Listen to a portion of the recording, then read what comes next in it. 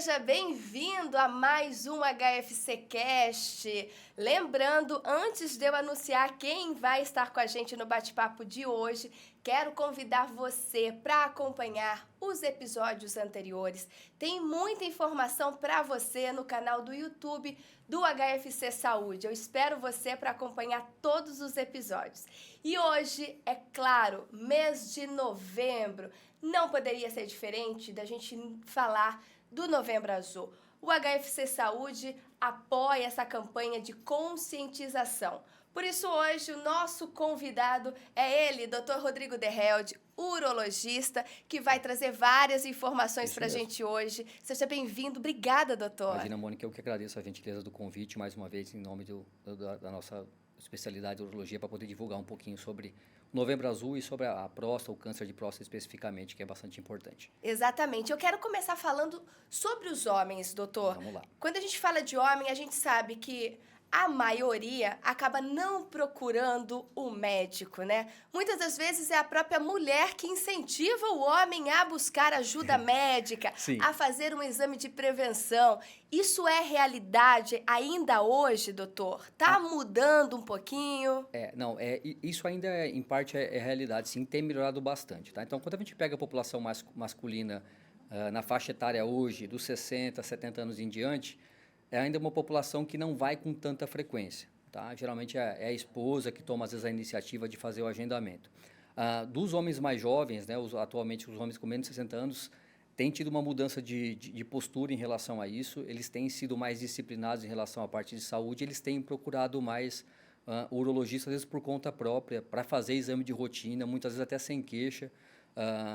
Tem até nos surpreendido porque não era uma questão rotineira, né? A saúde masculina, quem trabalha com isso sabe que a maior parte dos homens, quando vai ao consultório, vai porque tem uma queixa específica, né? Dificilmente o homem ia anteriormente ao médico sem ter nenhum sintoma, simplesmente para fazer o exame de rotina. Então, isso tem melhorado bastante e a gente acredita, inclusive, que seja por impacto também dessa questão midiática em relação ao Novembro Azul. Para nós, urologistas, tem um impacto maior, porque isso chama a atenção dos homens. Então, tem melhorado bastante a procura, assim, em relação aos homens mais jovens, em relação à assiduidade de consulta médica. Mesmo indo para a prevenção, né? Buscar essa prevenção antes de sentir, né? Antes de sintomas aparecerem, Isso, né? o que a gente mais alerta em relação à saúde masculina, quando a gente fala especificamente de próstata, é porque os homens, eles não têm que esperar sintoma para procurar, tá? A gente, em relação a câncer de próstata, infelizmente, nós não temos ainda um tratamento preventivo. Então, quando a gente fala em câncer de próstata, a gente fala em detecção precoce, tá? E para isso o homem precisa ir. Mas ele vai quando? Então, na verdade, a gente não pode esperar ter sintoma, tá? 90% dos cânceres de próstata em fase inicial, quando a gente tem uma chance de cura bastante alta, 90% dos homens é absolutamente assintomático. Então, não tem sintoma nenhum. Zero de sintoma. Tá? Não tem nem sintoma urinário, de dificuldade miccional, ou muitas vezes uma queixa comum que os homens têm de dor, por exemplo, para dor relacionada com o ato urinário. Nada. Homens, tem que ficar bem claro para vocês que nós não temos sintoma na fase inicial de câncer de próstata. Tá? Por isso a importância do preventivo. Por isso a questão de ir precocemente ao médico. Aí a maior parte dos homens pergunta para mim, mas então, quando que eu devo começar a ir? Né? Ficou muito estigmatizada a idade de 40 anos. Né? A partir de 40 anos tem que fazer o exame rotineiro de próstata. É 40 anos? Não, não é mais 40 anos. Tá? Então, a gente divide a população masculina em duas. A gente pega a população masculina que tem fator de risco para ter câncer de próstata mais precocemente. Tá? Quais são esses fatores de risco?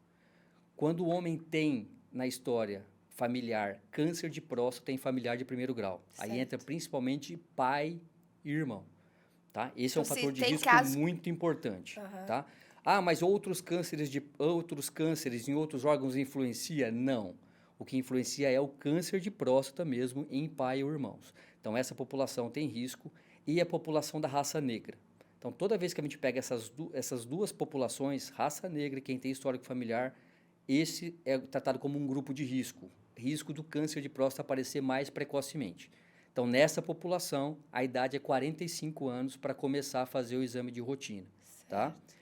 Quem não tem esses fatores de risco, olha, eu não tenho histórico familiar de primeiro grau, eu também não sou da raça negra e não tenho ascendência negra, meu pai não é negro, meu avô não é negro.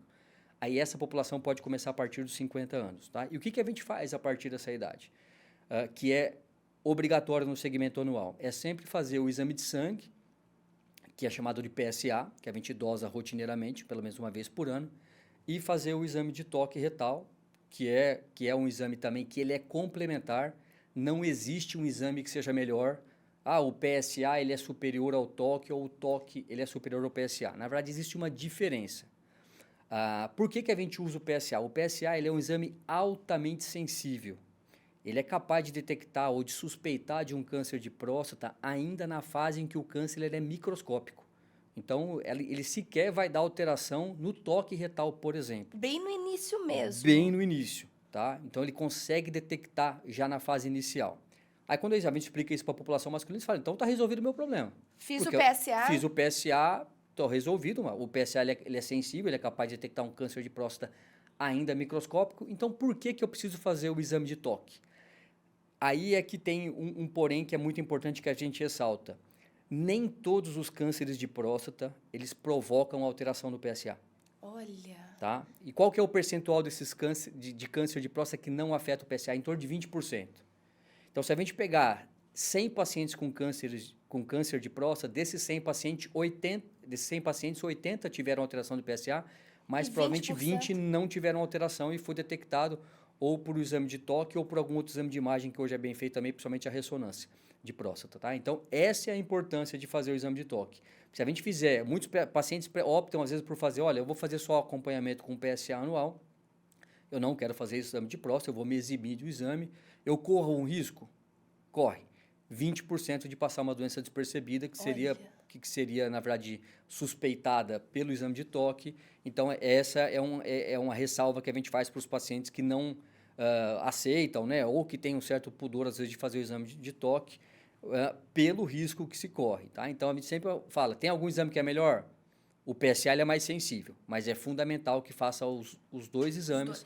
Um complementa o outro. Eles são complementares em relação à informação. Para estar 100% aí, pra né? Tá conseguir atingir o 100% exatamente, nesse preventivo. Para a gente conseguir fazer um exame de detecção precoce de forma mais coerente aí com a atualidade, com o cenário atual dos cânceres de próstata. Quando a gente fala do exame de toque, né? Ainda existe essa ressalva, esse preconceito, doutor? Ainda tem muito disso? Tem bastante. A maior parte dos pacientes, quando vai ao consultório, pergunta se já tem alguma coisa nova em relação para substituir. Em relação ao screening, a esse rastreamento urológico, se tem alguma coisa que substitui o exame de toque, né? E hoje a gente tem alguns exames de imagem, né? A gente tem a ultrassonografia, a gente tem mais recentemente uma ressonância que é específica para a próstata, que consegue avaliar, né, na próstata áreas suspeitas, né, de ser o tumor de próstata clinicamente mais significativo, mas ainda hoje no screening a gente acrescenta o exame de toque, porque o exame de toque, para nós urologistas, ele não serve simplesmente para afastar câncer de próstata, né? Aliás, o que a gente procura no exame de toque que nos levanta a suspeita para câncer? Quando a gente faz exame de toque do paciente, a gente procura algumas características na próstata, tá?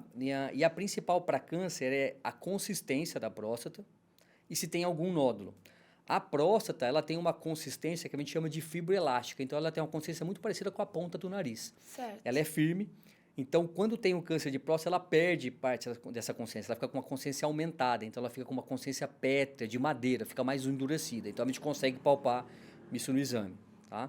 E os nódulos que a gente percebe, então, na superfície da próstata, se ela é regular ou se ela tem alguma irregularidade que pode ser um nódulo. Então, essas são as coisas que nós levantamos como suspeita no exame de toque.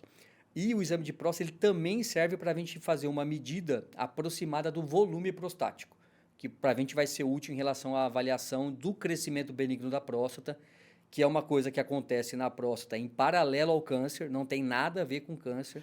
O aumento da próstata? Isso, é o aumento da próstata. Acontecer. Pode. Não é câncer. Não. Essa é uma dúvida comum que a gente tira dos pacientes. Então, a gente tem duas afecções principais que acometem a próstata. A gente tem o câncer de próstata, que agora entra em voga no Novembro Azul, que fica nos holofotes em relação à detecção precoce, mas a gente tem a alteração mais comum na próstata, é o crescimento benigno da próstata, que a gente geralmente chama por uma sigla que chama HPB, que significa hiperplasia prostática benigna. Então, é um crescimento benigno da próstata, a que todos os homens estão sujeitos. Então, isso vai acontecer com todos os homens a partir dos 45 anos. É natural que a próstata cresça. A partir dos 45. A partir dos 45. E quanto mais tempo a gente vive, mais a nossa próstata cresce.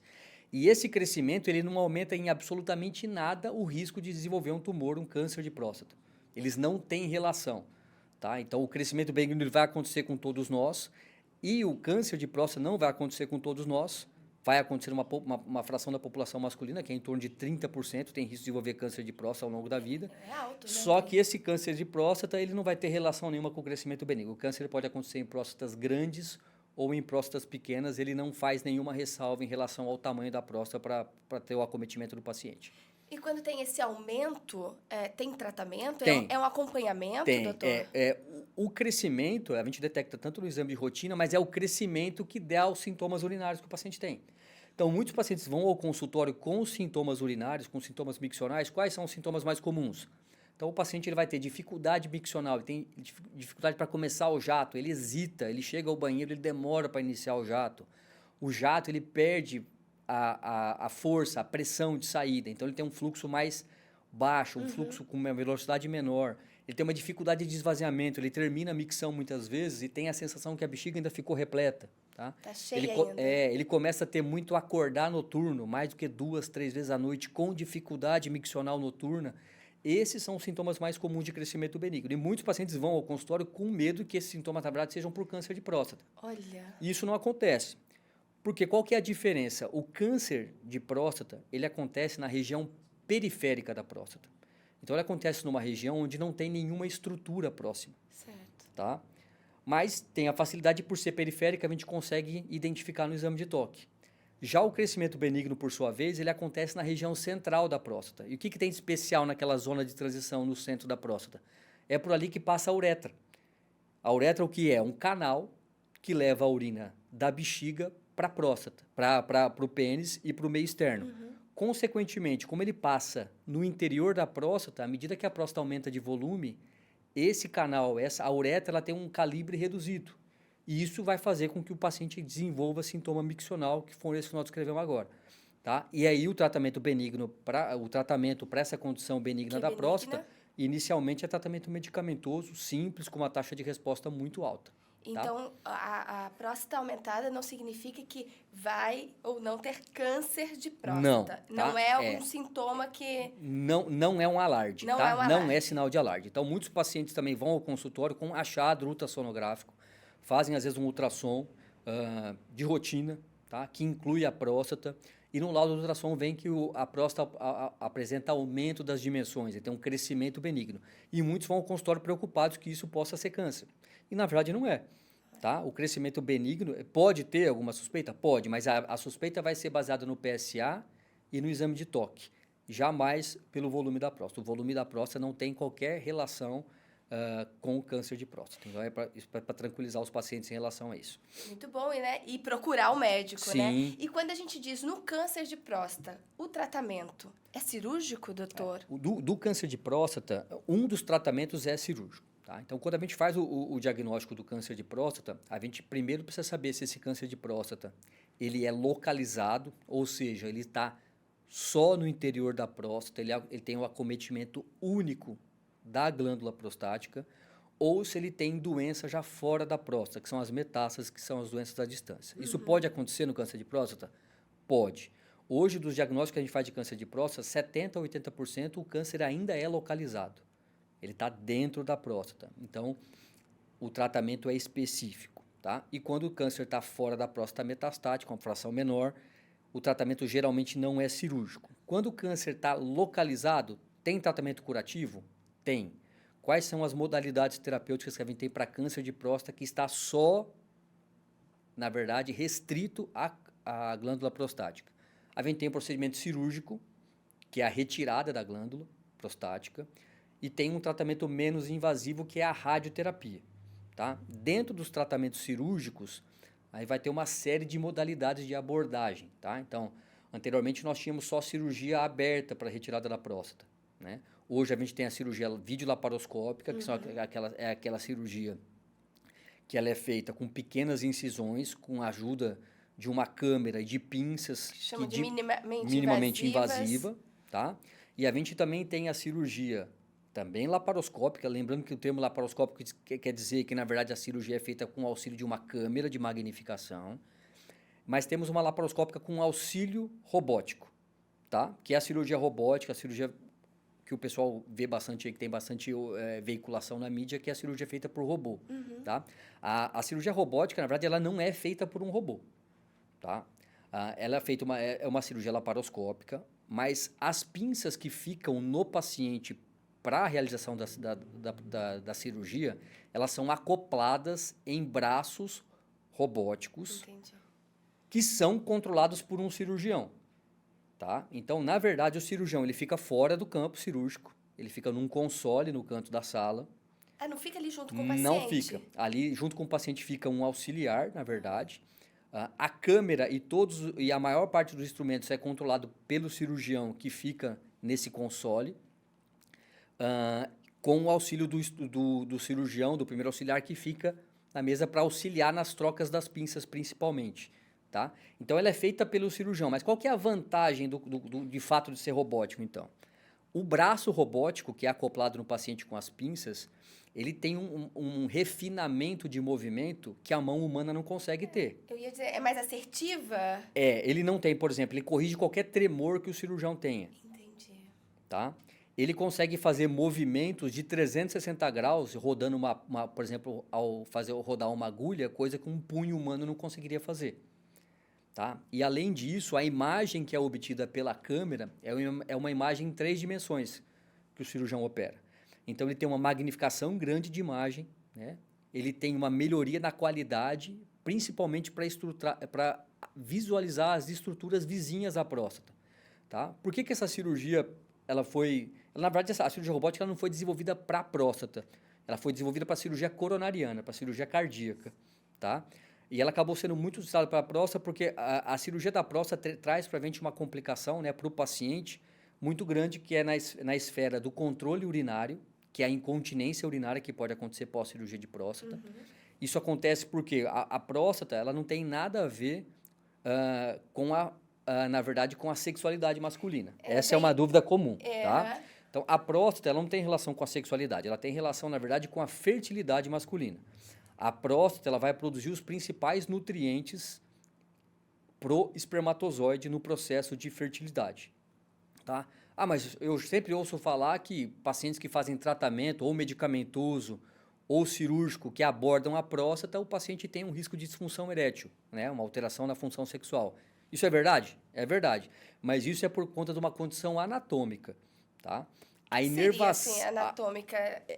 Os nervos que vão para a região peniana, que vão ser os responsáveis pela ereção masculina, eles passam atrás da próstata. Então, são separados. São separados, tá? Mas eles passam muito juntos do tecido prostático, tá? Então, essa proximidade com a próstata é que faz com que procedimentos cirúrgicos traumáticos na próstata afetem a sexualidade masculina. Tá? Então, essa é a importância. A próstata ela é um órgão relacionado com a fertilidade, não com a sexualidade. E com a fertilidade, doutor? Realmente, quem faz uma cirurgia na próstata não tem mais a questão da fertilidade? Como é que funciona isso? A questão da fertilidade e cirurgia de próstata, quando a gente faz a cirurgia de câncer de próstata, o paciente, geralmente, quando a gente opera um paciente, a maior parte dos pacientes é acima de 50 anos, geralmente já tem a família constituída. Então, acaba não sendo uma preocupação iminente. Mas o homem, quando faz uma cirurgia de próstata, quando ele retira a próstata, ele retira a região onde acontece a produção do maior volume seminal. Então, de todo o sêmen masculino, 95% é produzido pela próstata. Tá? Na verdade, só 4% que vem dos testículos, que são os espermatozoides. E 1% é produzido pela própria uretra, que é o que produz, que é o canal que conduz todo esse sêmen para o meio externo. Então, quando a gente retira a próstata, o homem para de ter volume ejaculado. Ele não tem mais sêmen nenhum, tá? E aí a outra pergunta comum, mas então o homem deixa de ter prazer com a relação sexual? De forma alguma. Isso é uma coisa que a gente explica muito para os pacientes, porque homens que não fizeram cirurgia de próstata, a sensação de prazer com a relação sexual, o orgasmo, ele coincide com o ato ejaculatório. Então, quando o homem ele ejacula, no mesmo momento ele tem o orgasmo, tá? Mas o fato de ele não ter mais ejaculação, não ter mais volume ejaculado, porque ele não tem mais a glândula que produz esse ejaculado, não faz com que ele deixe de ter prazer. O orgasmo, tanto masculino quanto feminino, ele é uma questão relacionado com liberação de substâncias relacionadas com prazer no sistema nervoso central e com contração da musculatura do assoalho pélvico, que é a musculatura, que na verdade por onde repousa todos os órgãos pélvicos, né? No caso do homem, próstata, vesícula, né? Seminal, a bexiga, e na mulher o útero, a bexiga também. Então é esse mecanismo que vai dar o prazer para o homem e para a mulher. Então o homem ele vai ter orgasmo independente ou não se ele tiver líquido seminal, que é uma coisa que a gente orienta para os homens depois da cirurgia de próstata, que ele pode ter dificuldades em relação à sexualidade por conta dessa lesão, da lesão desses nervos que vão para o pênis, né? Ele não vai ter mais volume de ejaculação, mas que o prazer... a questão da fertilidade, então, são diferentes, São né? diferentes. Fertilidade e sexualidade. São coisas diferentes. São coisas diferentes. Então, o homem ele vai deixar de ser fértil, ele não vai ter mais sêmen, tá? Mas ele não vai deixar de ter prazer relacionado com a relação com o ato sexual. Nossa, excelente explicação, porque eu acho que traz muita dúvida. E eu acredito, inclusive, que tem muitos homens que têm até receio, né? Sim. De perguntar, tem um medo. Tem. Essa questão, é muito comum essa confusão entre ejaculação e orgasmo. Tá? Muitos homens acham que cirurgia de próstata ele vai deixar de ejacular, portanto, ele vai deixar de ter orgasmo, vai deixar de ter prazer com o ato sexual. Absolutamente... Nossa. Não verídico. Não verídico. Não. Então é mito. Mito. Nossa, excelente explicação para a gente trazer aqui. Agora, quando o doutor diz da cirurgia robótica, isso já é uma realidade hoje, doutor? Assim, pra gente, sim, né? Aqui, sim, como é que... Tem crescido muito cirurgia robótica, né? A cirurgia robótica hoje, ela já... aqui no Brasil, ela aumentou bastante, né? Hoje, em torno de 20%, 30% das cirurgias aqui de câncer de próstata aqui no Brasil são robóticas, né? São com o auxílio do robô. Nos Estados Unidos, quase 100% já são feitas por ela, porque lá tem uma disseminação maior de robôs nos hospitais, né? O robô ele tem um custo elevado, então por isso que não são todos os hospitais que conseguem arcar com esse custo, e principalmente não só comprar, mas também a manutenção dele, por conta do volume de cirurgia. Então, hoje em dia, tem outras especialidades também que fazem cirurgias robóticas, mas a urologia ela acaba fazendo um volume maior dessas cirurgias relacionadas com câncer de próstata, tá?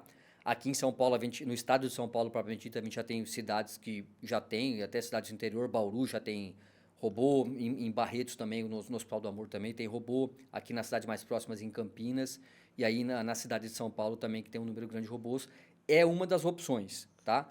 Lembrando para os pacientes, eu vou ficar bem somente se eu fizer uma cirurgia robótica? Não, tá? A cirurgia robótica, a diferença dela com as demais técnicas é porque ela é um pouco menos traumática do que a cirurgia laparoscópica, que também é feita da mesma forma, só que não tem auxílio do robô, né? E ela é bem menos traumática do que a cirurgia aberta. Existe risco de eu ficar também com impotência ou com incontinência urinária após cirurgia robótica? Existe. Esse risco ele é menor, porque o trauma feito nas estruturas responsáveis pela função sexual e pela continência urinária, esse trauma é menor. Então, o paciente ele tem um trauma cirúrgico menor, ele tem uma recuperação mais rápida, tá? Ele tem um sangramento relacionado ao procedimento cirúrgico menor, tá? Mas do ponto de vista oncológico, por exemplo, em relação ao tratamento do câncer, em relação à cura da doença com o procedimento cirúrgico, existe alguma diferença entre as três técnicas, laparoscópica, aberta ou robótica? Não, é exatamente a mesma. O que muda é a incidência de complicações para cada uma delas, obviamente com a técnica minimamente invasiva, com uma tecnologia maior relacionada às complicações tendem a ser, a longo prazo, menores. O doutor disse, então, que a cirurgia é um tipo para esse tratamento. É um dos tipos de tratamento. Aí temos a radioterapia também. Também tem toda essa questão da fertilidade, sexualidade, na rádio e químio. Não entra nesse tratamento, doutor? Entra. Então, a rádio, é interessante a gente abordar aqui, porque a radioterapia para câncer de próstata, ela é feita para cânceres de próstata localizados, tá? Cânceres estão só acometem a glândula, não tem sinal de doença à distância. E a radioterapia, ela tem um potencial de cura da doença quase que sobreposto ao da cirurgia. Ou seja, a taxa de cura da radioterapia comparado com a cirurgia é muito semelhante. E a gente explica também isso, a gente reitera isso para os pacientes, porque para alguns cânceres de outros órgãos, a radioterapia é feita em condições em que não está em mais tratamento curativo. Tá? No câncer de próstata, isso não é verdade. Quando a gente propõe para um paciente fazer radioterapia, o intuito com a radioterapia é de deixar o paciente curado da doença, tá? E em que condições a gente escolhe uma ou outra, né? A gente vai fazer radioterapia em quem? Cirurgia em quem? Qual a diferença? Essa é uma decisão tomada em conjunto com o paciente e com a família, tá? Então, a gente leva em consideração a idade do paciente, eventuais problemas de saúde que o paciente tenha e o perfil do paciente, tá? Um exemplo simples que eu dou para a maior parte dos meus pacientes. Se a gente pegar um mesmo câncer de próstata localizado num paciente de 55 anos e num paciente de 78, para a gente muda completamente o tratamento, embora seja a mesma doença, tá? O que muda nesse caso? A idade do paciente. A idade. Então, por exemplo, um paciente de 55 anos, ele tem uma expectativa de vida de pelo menos mais 20 anos, até 75, que é a média da expectativa do homem brasileiro hoje. Então, ele tem uma expectativa de vida maior, portanto, o tratamento cirúrgico para ele se aplica melhor, porque caso o tumor de próstata volte, no caso dele, e a chance de recidiva de um câncer de próstata depois da cirurgia não é baixo, é em torno de 20% até 30%, esse paciente ele pode ser submetido a novo tratamento curativo se o tumor voltar com a radioterapia.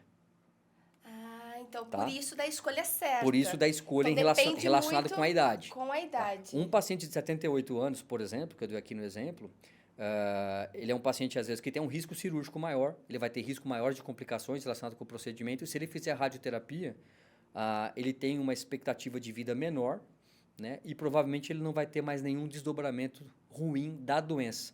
Então, ele vai ser submetido a um tratamento também curativo, com risco menor de recidiva e com um risco menor, um impacto menor em relação ao procedimento do que a cirurgia. Porque a radioterapia tem complicações? Ela tem, mas ela tem complicações, vamos colocar assim, que acontecem mais a médio e longo prazo. Tá? A radioterapia, o que é? A radioterapia é um tratamento com radiação, cuja intenção é destruir o tumor, tá?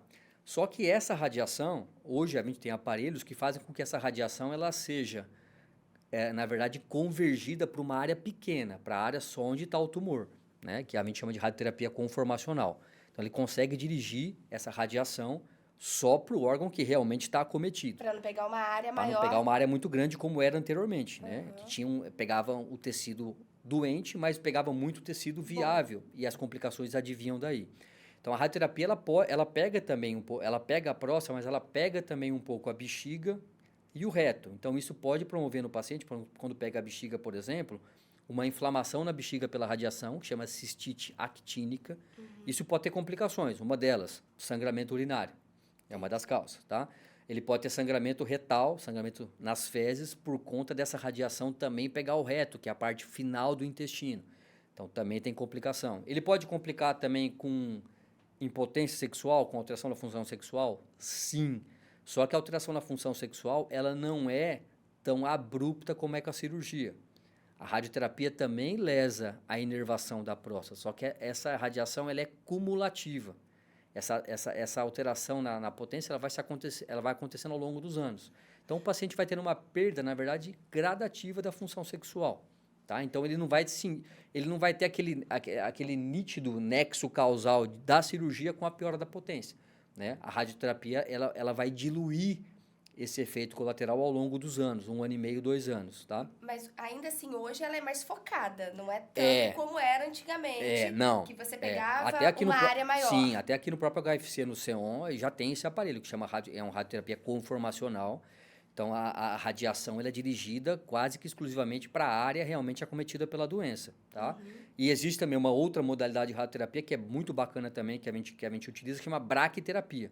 A braquiterapia, na verdade, é uma radioterapia ultralocalizada, né? Então, só que na verdade a radiação com a radioterapia, a radioterapia, a radiação vem de fora. Certo. Ela vem de um aparelho e passa pelo paciente até atingir o órgão acometido. A braquiterapia são, na verdade, inoculadas no paciente sementes radioativas dentro da próstata. Olha. E essa semente, ela é que emana a radiação. Só que ela emana a radiação num halo muito curto. Então, praticamente, ela vai pegar só o tecido prostático. Então, é uma radioterapia com uma dose boa, basicamente, só dentro da próstata. E o paciente não precisa fazer várias sessões. É microfocada? O paciente ele é submetido a uma anestesia, a uma raquianestesia, porque essas agulhas elas são colocadas pelo períneo, tá? Que é ali a região entre o escroto e o ânus. Certo. É feita uma anestesia, o paciente não sente nada, e com agulha, essas sementes radioativas elas são inseridas dentro da próstata, tá? Feito esse procedimento, acabou o procedimento, acabou o tratamento, porque a radiação vai ser emanada por essas sementes radioativas por um determinado período de tempo e a doença vai ser tratada sem que ele precise fazer novas sessões. Então, é uma modalidade de radioterapia, só que ainda mais localizada, é uma modalidade, vamos colocar assim, minimamente invasiva da radioterapia, tá? Que é um tratamento também muito bacana, que os pacientes têm muito boa resposta em relação tanto à parte do tratamento oncológico em si, quanto às complicações relacionadas com o tratamento do câncer de próstata. Mas isso tudo tem que ser conversado com família, paciente. Sim. Leva em conta, então, a idade para definir o melhor e o mais assertivo tratamento para esse paciente. Eu converso quando a gente tem, quando o paciente vai ao consultório, que ele já tem o diagnóstico, ou que ele recebe o diagnóstico mediante a biópsia de próstata, que ele está com câncer de próstata, a gente conversa com os pacientes e a gente nunca define o tratamento naquele momento. Tá? O tratamento para o câncer de próstata, ele pode até parecer meio clichê, mas ele tem que ser individualizado. Tá? A gente tem uma série na verdade, de exemplos disso ao longo dos anos no consultório. Porque mesmo os pacientes com doenças semelhantes, com mesma idade, mas com perfis diferentes, não se adaptam, às vezes, ao mesmo tratamento. Tá? Então, tem pacientes, por exemplo, que quando a gente vai falar sobre a cirurgia e os riscos de complicações, uma delas, por exemplo, é a incontinência urinária, que para ele é incabível que ele tenha qualquer grau de perda urinária, seja pequena na fase inicial, seja grande, seja permanente ou seja temporária. Então, para esse tipo de paciente, a gente não pode propor um tratamento cirúrgico, porque esse risco existe. Então, quando a gente vai tratar um câncer de próstata, o foco não é só tratar a doença. Tá? Então, não adianta eu tratar a doença, fazer uma cirurgia, o paciente ficar bem, curado da doença, e, na verdade, depois ter um transtorno psíquico relacionado, por exemplo, com uma incontinência urinária. Então, a gente leva muito isso em consideração. Tá? A gente põe, é óbvio, para o paciente os riscos relacionados com o tumor, com a doença propriamente dita, o que tem de possível para o tratamento para aquele estágio de doença que ele apresenta, mas a gente leva muito em consideração idade, questão familiar, né, e a questão do perfil do paciente. Tá? Porque isso para mim é individualizado, muito, né? Tá? Então, esse atendimento individualizado. E tem que ser, tá? Porque a decisão do tratamento, como a gente tem mais de uma possibilidade de tratamento, com evoluções diferentes, né, e principalmente as complicações, tem que ser muito bem discutidos com o paciente para que tenha o menor risco de arrependimento futuro em relação ao desdobramento da doença. Já que a gente está falando, inclusive, né, desse atendimento individualizado, humanizado. Quando a gente fala de mulher, né, a gente acabou de falar do Outubro Rosa, a gente fala que muitas mulheres, quando recebem um diagnóstico, parece que é uma sentença de morte, né? Sim. Então, além do tratamento todo, precisa desse acompanhamento psicológico, tem a questão da autoestima, quando a gente fala da mulher, né, principalmente, né, no câncer de mama. E o homem? O homem também tem esse lado, né, da questão psicológica. É preciso se conversar sobre isso também. Sim. Porque a gente fala, o homem é o mais, né, fortão, mas não necessariamente, né, doutor? E é essa imagem que os próprios homens carregam em relação a essa questão, né, dessa infalibilidade, né, que dificulta muitas vezes até o homem se expressar em relação aos medos que ele tem com a cirurgia. Então, da mesma forma que a mulher tem, né, com câncer de mama, a questão da cirurgia mutiladora do tratamento, da questão da perda da imagem corporal, né, que a mulher tem, com os cabelos também, quando precisa fazer o tratamento. Sim. O homem tem bastante, só que a maior parte dos homens não abre isso no dia a dia. Às vezes não abre nem com a esposa e às vezes também com a gente no consultório. Depois de algumas consultas é que a gente vai perceber. E a gente aborda tudo isso, tá? Então, a gente aborda, inclusive, para o homem, a próstata, o estigma principal é com sexualidade, né? Então, a gente aborda muito isso porque muitos deles vão com a sentença de que fez cirurgia de próstata, acabou a vida sexual. É verdade? Não, não é, tá? Para a questão desse desdobramento, dessas complicações com a disfunção sexual que acontece pós-cirurgia de próstata, a gente tem uma série de tratamentos, tá? Que passam desde tratamento medicamentoso, fisioterápico, tratamento injetável peniano com drogas, até a colocação de prótese peniana que consegue restabelecer uma qualidade de vida sexual para a maior parte dos pacientes em cerca de 90% a 95% de taxa de satisfação. Os pacientes têm muito essa dificuldade e a principal que a gente tem ainda, porque muitos homens trabalham ainda até hoje cada vez mais em relação à idade, né? É a questão de ter que parar de trabalhar, que é outra coisa que para alguns homens também impacta bastante. Eu já tive, por exemplo, muitos pacientes que deixaram de fazer a cirurgia porque não podiam, por exemplo, deixar de trabalhar. Mas do deixar de trabalhar seria no tratamento em si ou não, depois? Durante e pós-tratamento. O tempo, às vezes, de recuperação mesmo. Isso impacta para muitos pacientes, inclusive em relação ao tempo de recuperação, que varia aí de 60 até 90 dias na dependência da cirurgia, para voltar ao trabalho normal. Tá? E isso quando alguns pacientes não requerem tratamento complementar depois. Então, é um dos motivos, que muitas vezes a gente não fica sabendo no dia a dia, né? Mas a gente no consultório vivencia bastante isso.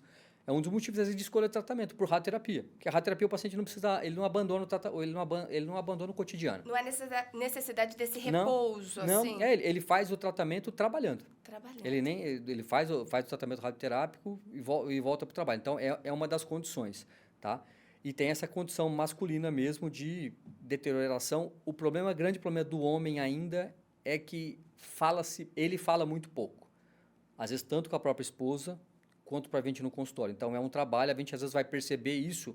O homem só vai realmente conversar com a gente no pós-operatório. Depois de 2, 3 meses da cirurgia, que ele começa a perceber que ele vai tentar voltar a ter as relações, que tem dificuldade, aí que ele se abre um pouco mais. Sim, mas a gente sabe que esse sabe que essa é uma preocupação já desde o diagnóstico, mas a gente é pouco abordada ainda pelo próprio paciente. E mesmo pelos homens mais jovens, isso tem mudado, essa conversa mais aberta hoje? Sim.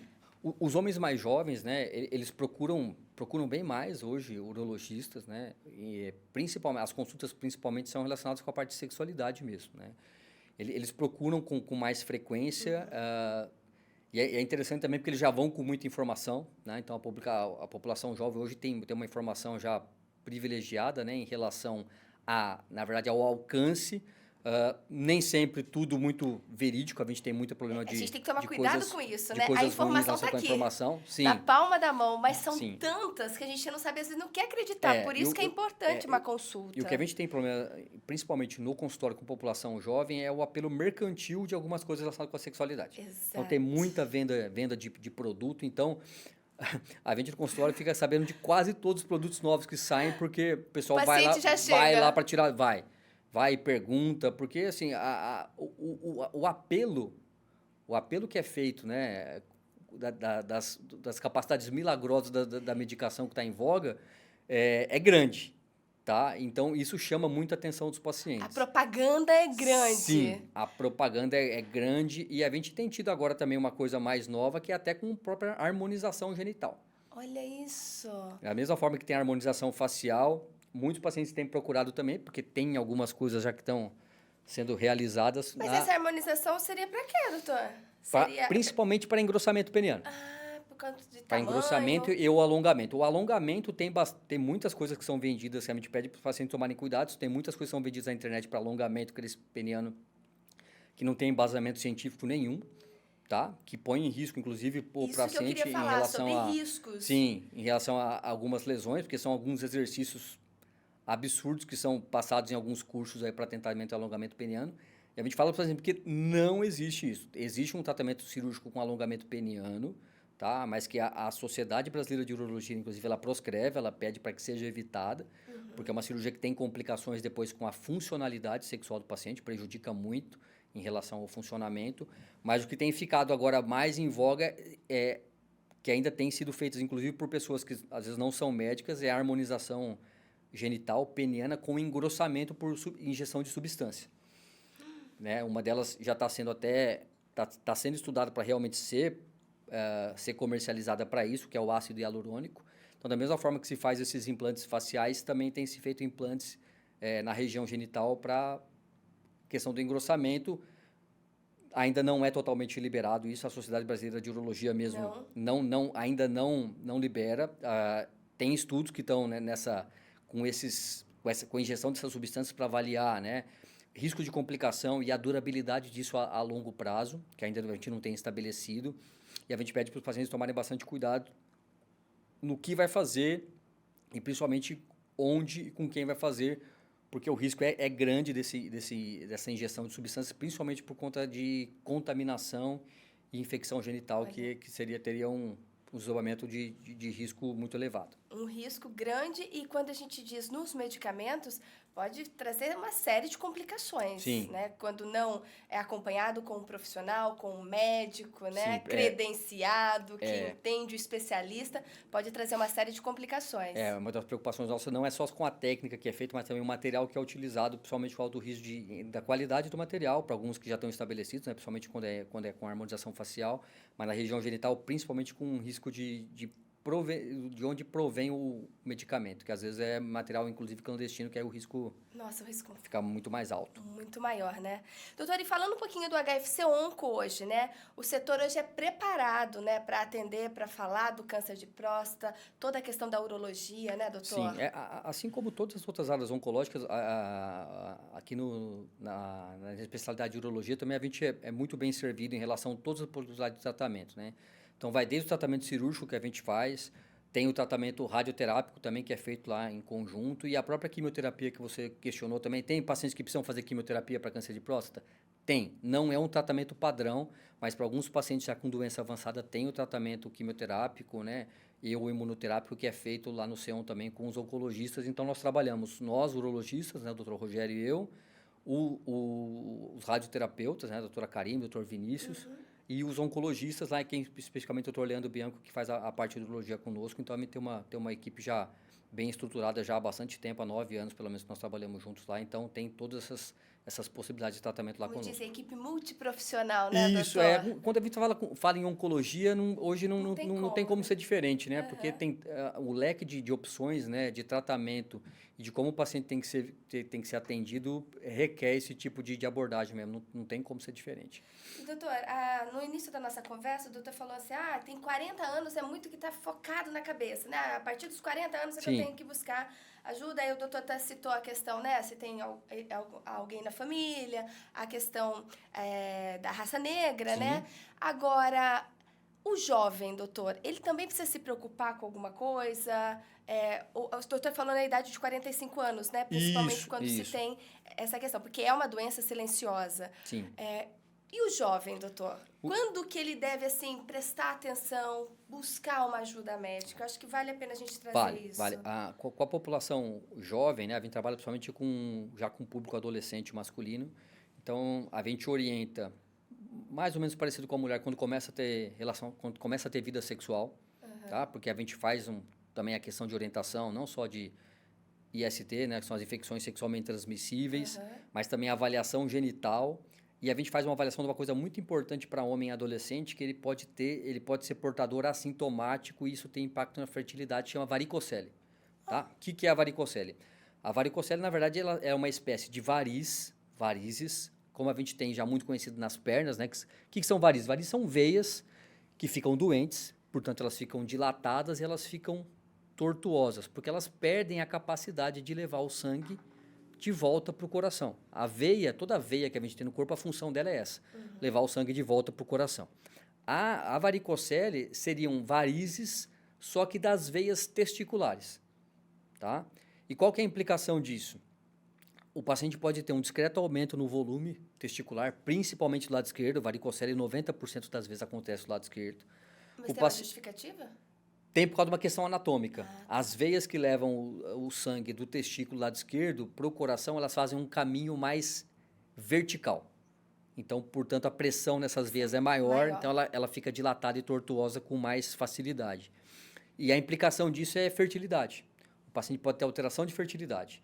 Então, quando a gente detecta isso já na adolescência, que é onde a maior parte dos casos começa na adolescência, a gente já trata com cirurgia nessa fase, porque se não for diagnosticado nessa fase e o paciente tiver o diagnóstico muito tardio, ele pode ter impacto na fertilidade relacionado com isso. Então, homens, né, meninos, adolescentes, uma das coisas que a gente faz de exame clínico, né, relacionado com a parte de saúde masculina, mesmo que o paciente seja absolutamente assintomático, é a questão de avaliação na verdade, do desenvolvimento testicular, ver se está de acordo com a idade para a questão de fertilidade e relacionado com a varicocele, que é uma outra alteração importante que o homem pode ter, 70% das vezes assintomático. É isso que eu ia dizer, não tem sintoma. Não. Então, isso requer da conscientização de procurar de realmente. Procurar, tá? Então, iniciou a vida sexual, o interessante, antes até, né? É de ir buscar... Muitos até fazem... urologista, urologista. Né, geralmente, até os 12 anos, muitos acabam indo com o próprio pediatra, que faz esse acompanhamento, né? Mas a gente atende também população, às vezes, mais jovem, né? Abaixo de 12 anos. Mas na puberdade ali, que no menino acontece na faixa, geralmente, de 12 para 13 anos, é importante que vá para a gente fazer essa avaliação. Isso é uma avaliação no consultório? É exame clínico. É um exame clínico. É um exame clínico, tá? É um exame clínico que a gente já faz e já consegue detectar se tem ou não tem. E se tem, a gente faz alguns outros exames complementares, mas já consegue avaliar no próprio exame clínico, tá? A maior parte dos pacientes não tem, e quando tem sintomas, geralmente é uma dor, um desconforto no testículo, predominantemente do lado esquerdo, que acontece principalmente no final do dia, quando ele faz esforço físico, quando fica muito tempo em pé. Ele vai ter esse desconforto muito parecido com as varizes também de membro inferior, que o paciente fica com aquela sensação de dor ou perna cansada no final do dia. Então, para público adolescente é isso. E para os pacientes mais jovens, que a gente sempre conversa e orienta muito, é em relação a também alterações testiculares com aumento de volume. Que a nossa preocupação é com câncer de testículo. O câncer de testículo não é um câncer comum, tá? Mas a característica dele é de acometer homens jovens, tá? Na faixa dos 20 aos 40 anos, e o principal sintoma é aumento do volume testicular, geralmente indolor. O paciente não tem dor, mas ele vai notando que um dos testículos vai aumentando de volume progressivamente ao longo do tempo. Então, isso também, o paciente fez um exame, assim como a gente fez na mama, ele percebeu que o testículo aumentou de volume ou apareceu algum nódulo, para procurar o urologista para não demorar, porque às vezes isso é um indício, né, um sinal de câncer de testículo, cujo desenvolvimento é isso, aumento de volume e nodulação testicular progressiva. A gente sempre diz, né? A mulher tem que estar sempre atenta ao seu corpo, né? Porque o corpo, ele reclama, ele fala, né? Quando alguma coisa não está bem. Mas o homem também, né? Precisa dessa sensibilidade para se olhar, né? Para perceber se algo não está bem também nele, precisa, né? Mas isso, como a gente conversou no começo do quadro, isso tem melhorado bastante. A população mais jovem, ela tem se preocupado um pouco mais em relação a isso e tem ido com mais precocidade mesmo ao médico. Muito bem, doutor. Eu queria que o doutor deixasse aqui uma mensagem, né, de Novembro Azul para todos que estão nos acompanhando, porque foi uma aula hoje aqui pra gente, uma aula esclarecedora, trazendo informação que eu acho que hoje a informação ajuda demais, né? Sim, a informação correta, quando a gente sabe onde a gente vai buscar a informação. Então, isso é extremamente importante. Isso ajuda sim, tá? A própria sociedade tem abordado isso, que a procura tem aumentado ao longo dos anos. E o recado que fica é que o Novembro Azul, na verdade, é assim como o Outubro Rosa, ele é só um marco, ele é um chamativo, né? É um lembrete, né? É só um lembrete, exato. E que a gente, assim, a preocupação com saúde, ela tem que ser constante. Aqui no Brasil ainda a gente tem um modelo de saúde mais destinado ao tratamento da doença do que à prevenção dela. A gente tenta melhorar esse cenário para que seja o contrário, mais ou menos parecido com o que é, na verdade, nos Estados Unidos, que é promoção à saúde e não tratamento de doença. Tá? Então, a gente pede que procure, e a gente fica muito contente quando os pacientes vão. Realmente, doutor, eu vim, mas eu não tô sentindo nada, eu vim para fazer meus exames de rotina mesmo. Tá? Então, essa a mensagem que fica, é que para que você procure ao longo do ano, perca um pouco da questão do pudor de ir ao urologista. O fato de ir ao urologista não significa que vai ter que fazer exame de próstata obrigatoriamente. A gente não trata só de afecções prostáticas. A gente tem alguns pacientes têm até dúvida também. Fala, mas vocês tratam mulheres também? Sim. 40% da população de atendimento do urologista é o público feminino, relacionado com o trato urinário. Então, a gente está à disposição para esse tipo de conversa, tanto com sintomas quanto nos pacientes assintomáticos ou com dúvidas em relação à parte de sexualidade, de fertilidade. O homem tem que se sentir acolhido em relação a isso, assim como a mulher tem com o ginecologista esse contato maior que vai desde o começo da vida sexual até o final da vida. Os homens também têm essa abertura conosco lá, que a gente possa fazer o acompanhamento rotineiro permanente. Com o urologista. Muito bem, doutor, eu quero agradecê-lo mais uma vez. Imagina. Pela presença, pela aula que o doutor trouxe aqui pra gente. Para mim foi um prazer, uma honra sempre estar com você também. Trazer informação é extremamente importante. Muito obrigada, Obrigado viu, doutor? Você, Mônica. E obrigada a você que acompanhou esse HFC Cast. Pode ficar ligadinho que toda semana tem um episódio novo para você, buscando trazer mais informação, porque a gente sabe que a informação é o principal, né? Pra gente se prevenir, a gente se cuidar e a gente ter saúde e bem-estar. Obrigada e até a próxima!